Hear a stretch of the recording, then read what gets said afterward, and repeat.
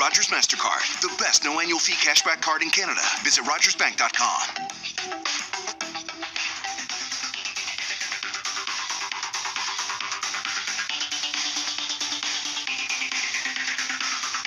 Good morning, Toronto.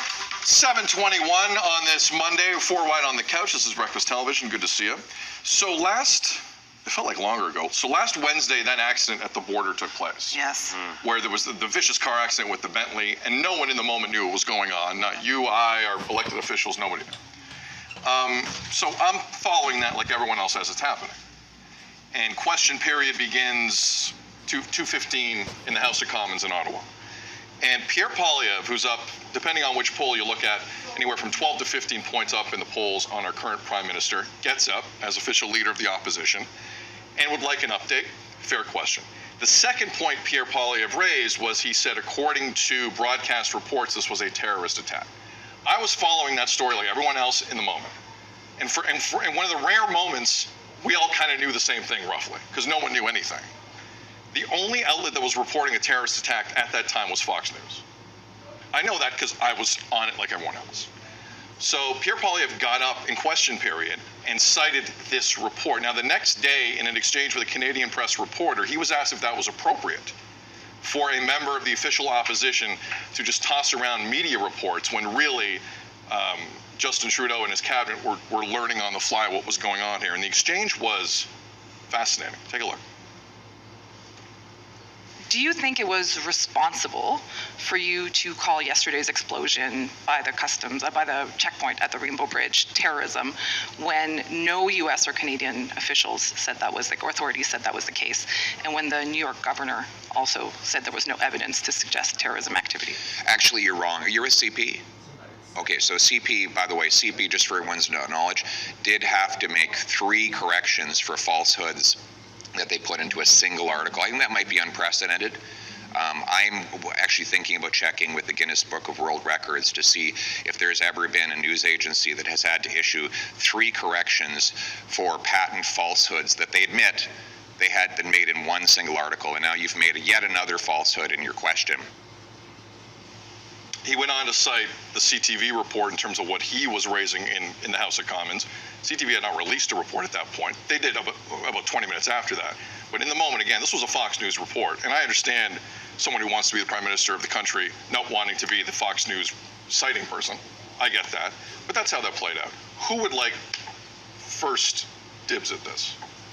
I'll start by just saying that there has been, over the last few years, this consistent attack on the media.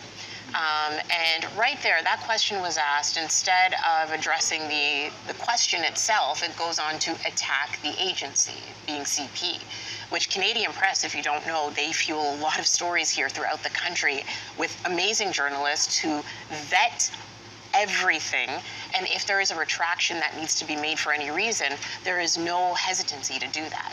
And I think what that exchange shows is that there is this pressure or this consistent narrative that the media is putting out falsehoods on purpose.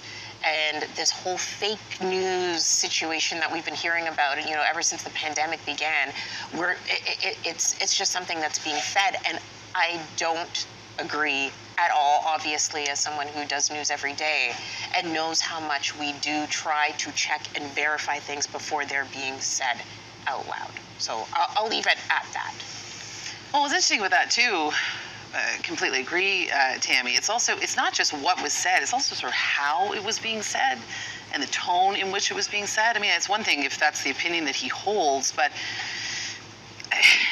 the tone didn't work for me when I was listening to it. It was aggressive in a way that isn't appealing when you're thinking about leadership and you're thinking about dissent and you're thinking about conversations that need to happen. So it was the way it was said too that caused me some pause. Devo? I would say the reporter, and my apologies, I don't recall the person's name right now, but the way she asked the question was incredible. She said, do you think it was responsible? That That was the question. He already premeditated what he wanted to say to CP. Oh, he was bracing. Because you don't For sure. rhyme off what you just rhymed off without having that ready to go.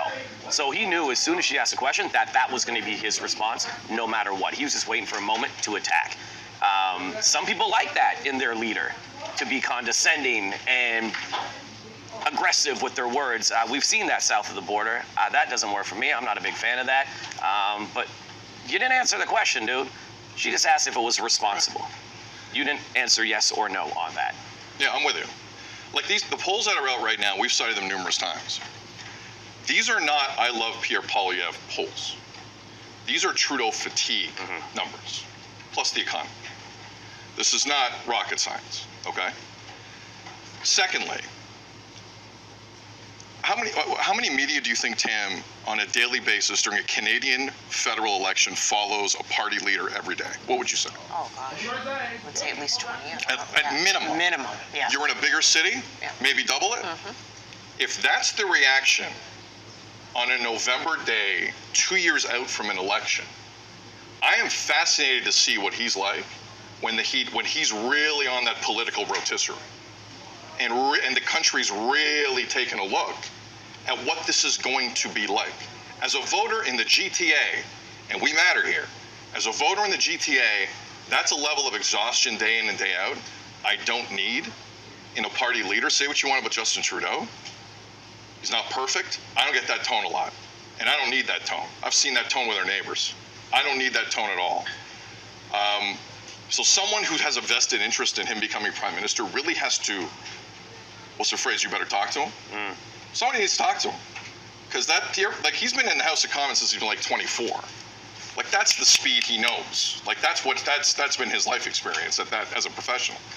Finally, I need to know when you're talking to China as a leader of this country, or India, or when NATO is saying you're not paying enough for military, or Joe Biden, what's that going to be like?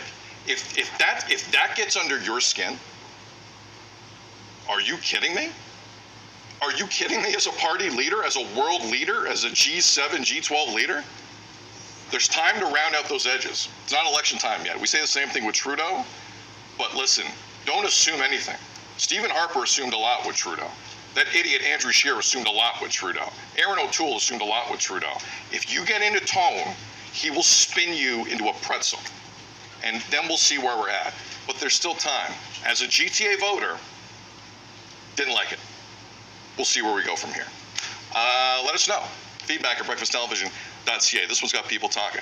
Coming up, news with Tammy. Also, in the last few years, car theft rates in Ontario been going up. We all know that. Coming up a little after 7:40, we'll tell you how you can protect yourself from the impact of car theft. Good Monday morning. More BT coming up. Breakfast Television is brought to you in part by Tim's and the new non-alcoholic Bailey's flavored holiday menu.